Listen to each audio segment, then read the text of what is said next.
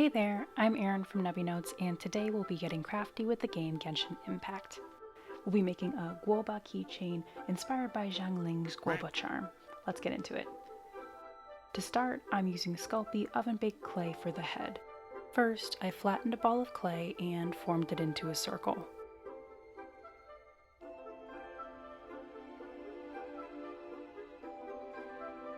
Next, I made two smaller balls of clay, which I attached to the circle for Guoba's ears.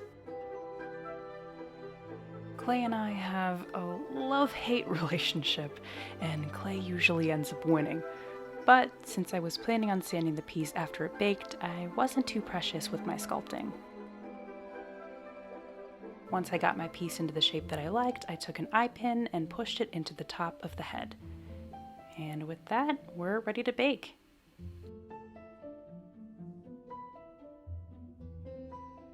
After a lot of heavy sanding, here's how the piece turned out. It turned out super smooth. Before we get to painting, I took my pliers and removed the eye pin. But don't get rid of it just yet, because we'll need it later. I started painting with this golden brown acrylic paint. To avoid brushstrokes, I painted thin layers of each color. In the end, I used 3 base layers for Guoba's base color. Next, I used this brown color paint. After sketching an outline, I used a very thin paintbrush to trace out the outline.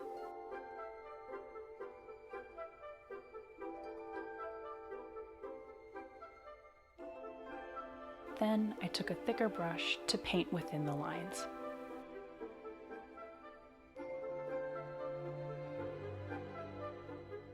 Next, I took a white acrylic paint and added the white parts on Guoba's forehead and around his mouth. I used my thin paintbrush for the smaller detail on his forehead, which took a very steady hand.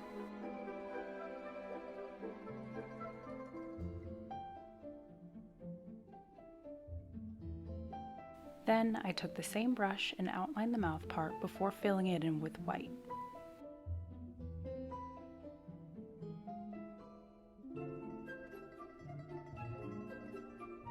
Off camera, I ended up painting a lot of layers to get an opaque white.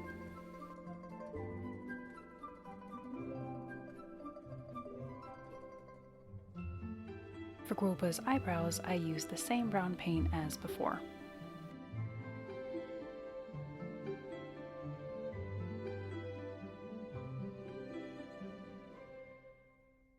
And for his little nose, I mixed these two red and light pink paints.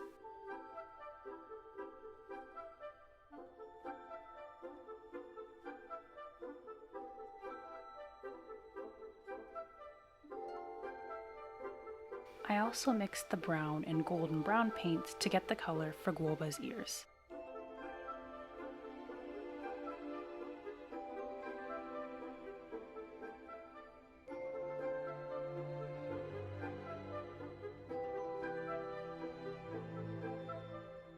Next, I used the end of my paintbrush to stamp on the eyes with white paint. And for the final touch, I used a light pink paint to make the little blush marks.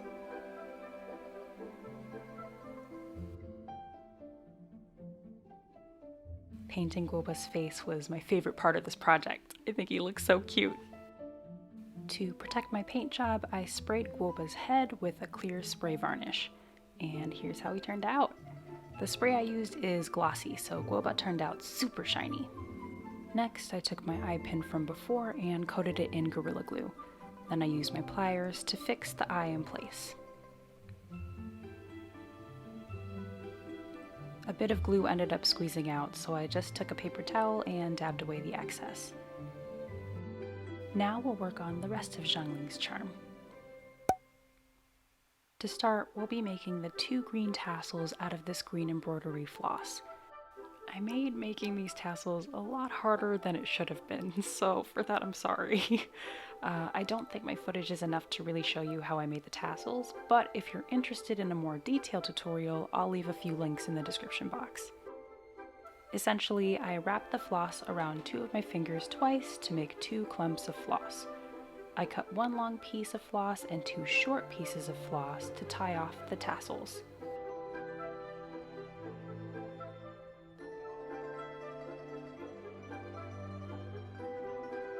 With the smaller piece of floss, I tied the clump together and ended up trimming the ends until they were the size that I wanted.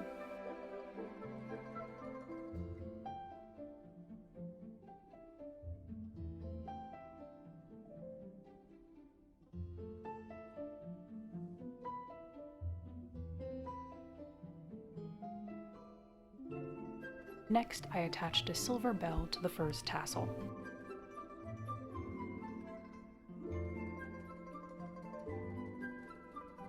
Off camera, I followed the same steps from before to make a second tassel, and here's how the tassels turned out. Now for the next part of the charm, I took a red hair tie and snipped off the metal piece. Then I played around with the sizing to make 2 loops. After cutting the tie to size, I took some red thread and double knotted the end. I then threaded my needle and passed it through the center of the tie, splitting the 2 loops I positioned earlier.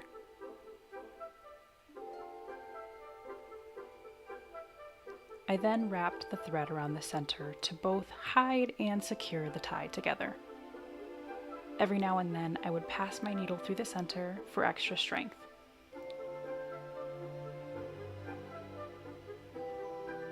I snipped off any extra tie threads and then continued to wrap my thread around the tie.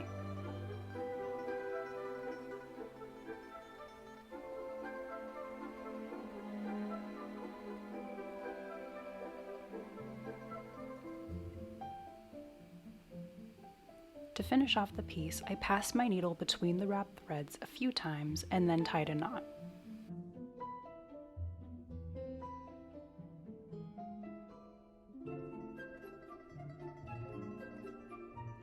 After passing my needle through the threads one last time, I snipped the end, and this part of the charm was finished.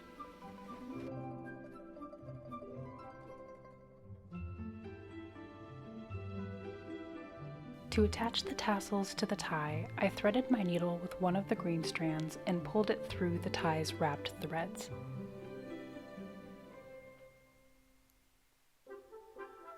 I did the same thing with the other green strand.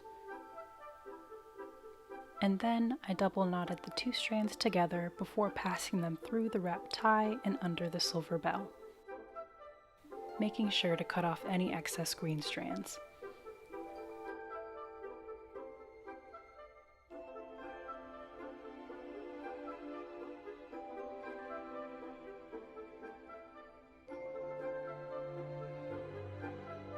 With that, we're almost done.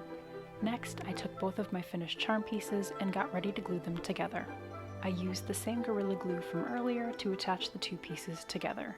In hindsight, I wish I would have used a more flexible glue because the glue that I used here dries pretty stiff. But after drying the piece, here's how it looks.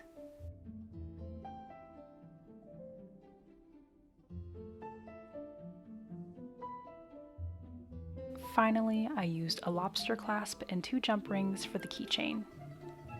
Next, I used my pliers to open the 2 jump rings before attaching them to the eye pin. Then I added the lobster clasp and closed the jump ring. And with that, the Guoba keychain is done.